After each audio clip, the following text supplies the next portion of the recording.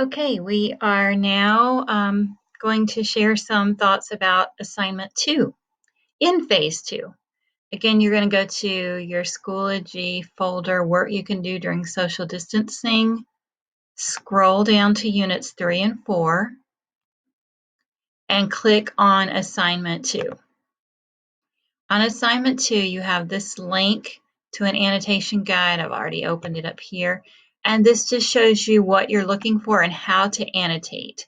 This assignment is going to have you read 4 articles and annotate them, and then write a response and write some things you saw in the articles. So you can see this on your own, what you should be looking for, but basically see if you can figure out the writer's purpose.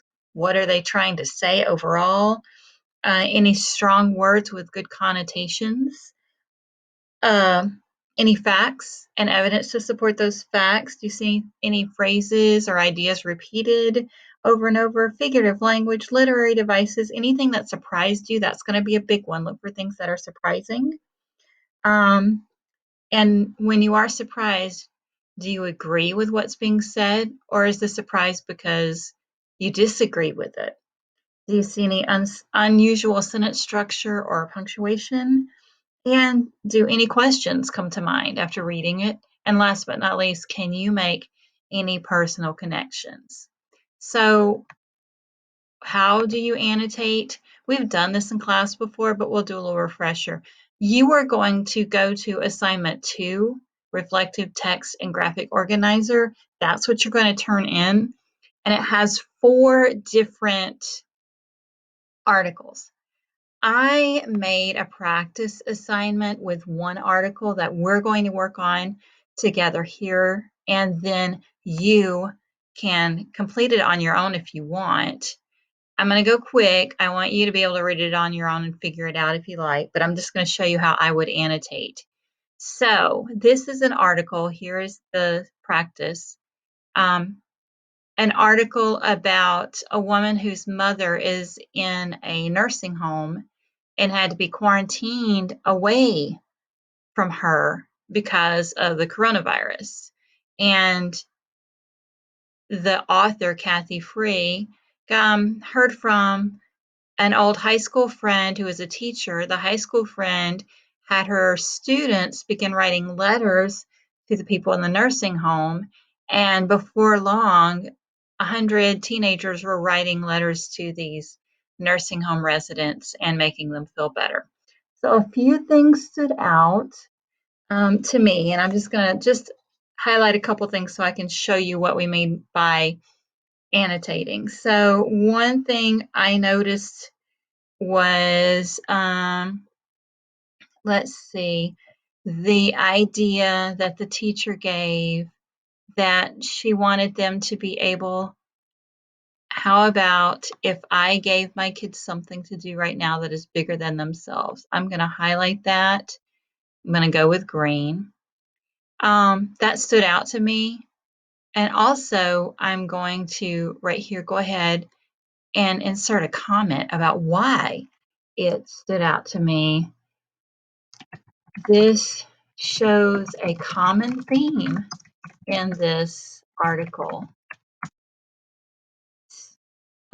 Teenagers are not as self-centered as they are often portrayed. I see a lot of evidence of that idea in this article, so that's one thing I want to see. Want to show more of, and I'm looking for evidence of that now. So look down here. I'm so sorry you can't see your families. This is what a 14-year-old says. If I know one thing about humans, it's when they go through some bad part in their life, they are strong. I believe you can go through this bad part in your life and will be strong all the way through. That's just lovely. That seems like very wise words. And I'm going to say this is a lot of wisdom from a 14-year-old directed at an elderly woman. But it is true for both of them, right? I'm going to make that comment. So you can see how we do this. I'll go one more down. Look at this word choice. Leah Larson passed along some sage advice. Sage basically means wise. So I'm going to note that this is good word choice since we are talking about the unexpected wisdom these teenagers are showing. Okay, so basically that's what we're talking about when we're saying annotate. These comments aren't absolutely necessary, but I think they will help you, especially when you get down to this part, when you have to say what surprised me. I might say something like, it was surprising how wise the teenagers seemed. And what did the author think I already knew? I'd have to think about that one a little bit, but I think she, oh, look at that type, understood that the reader is also feeling the effects of social distancing. So it was something she thought we could relate to. What challenged or confirmed my way of thinking? I thought it was interesting that, here I have a typo, interesting that the elderly and the teenagers were unified and in the same boat, separate from their friends because of social distancing. Now below, you can see there's one little area, my reflection, and this is where you write about one thing you took away, expand upon the things you found, pull it all together.